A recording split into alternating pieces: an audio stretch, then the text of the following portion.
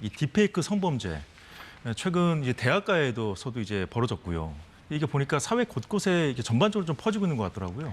그렇죠. 이게 과학기술이 발전하면 예. 좋은 점들이 참 많습니다. 우리의 삶이 윤택해지는 부분이 있지만 예. 부작용이 있는데 이 부작용이 범죄와 맞닿아 있을 때 정말 큰 문제를 일으키고 있습니다. 예. 딥페이크 기술이라는 것이 굉장히 고도화된 기술인데요. 그러니까 저희가 지금 방송을 하면 캡처를 하면 저희 사진이 남을 수 있잖아요. 예. 그런데 이 사진에다가 정말 교묘하게 합성을 하면은 제 몸이 아님에도 불구하고 그런 음란한 사진을 제 얼굴을 갖다가 만들 수 있는 그런 예. 기술이라고 볼 수 있는데 이것이 너무 고도화되면서 정말 진짜 같은 그런 상황이 발생하고 있는 거죠. 예. 그러니까 이 딥페이크 기술이라는 것이 이런 방식으로 사용되기 위해 만들어진 것은 아니지만 그쵸. 범죄에 악용되면서 큰 폐해를 가져오고 있는 것인데 최근 온라인 커뮤니티를 중심으로 해서요. 특정 대학교, 특정 지역, 그리고 특정 중고등학교 명단들이 공개가 되면서 네. 해당 지역의 그 대학교나 고등학교에 다니고 있는 대규모의 피해자가 발생했다.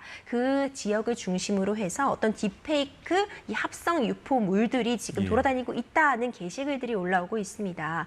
물론 아직까지는 해당 대학이나 학교에 실제로 그런 피해자가 발생을 한 것인지 예. 그런 딥페이크 합성물들이 돌아다니고 있는 것인지 조사가 진행 중이지만 일단 관련자들에 대해서 굉장히 불안감이 높아지고 있거든요. 근데 이런 기술들이 현실화되어 있는 만큼 어떤 수사도 필요해 보이고요. 예. 딥페이크 기술의 어떤 폐해가 여실히 드러나고 있는 상황입니다. 지금 10대들이 있는 이제 중고등학교까지 지금 번져 있다는 그렇죠. 말씀인데 이게 사실 어떻게 보면은 태어나자마자 스마트폰을 마주했던 세대여서 그런지 모르겠지만 좀 이게 얼마나 심각한지 잘 모르는 것 같아요. 그렇죠. 이게 참 씁쓸한 상황이죠. 이제 청소년들이 이 딥페이크와 관련한 이런 범죄에 대해서 단순히 놀이나 장난 정도로 생각하고 있는 것이 굉장히 큰 문제라고 지적이 되고 있어요. 예. 실제로 서울에서 올해만 해도요. 10대 청소년이 딥페이크 관련한 그런 성범죄와 연루되어서 입건된 사람들이 10명에 이릅니다.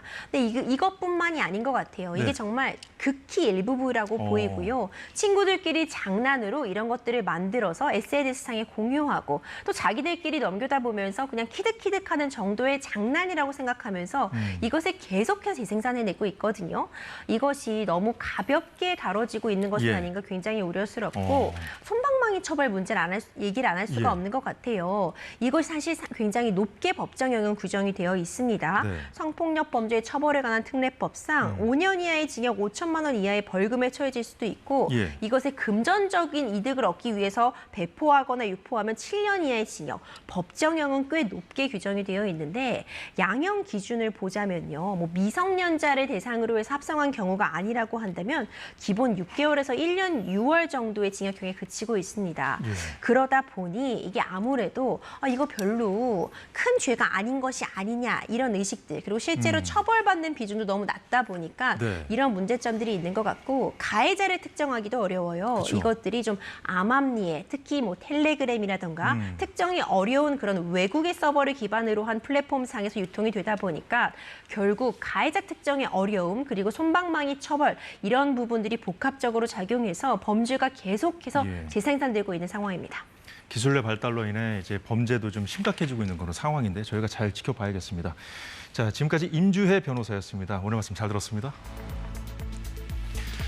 네, 사사건건 오늘 준비한 소식 모두 전해드렸습니다. 저희는 내일 오후 4시에 다시 찾아뵙겠습니다.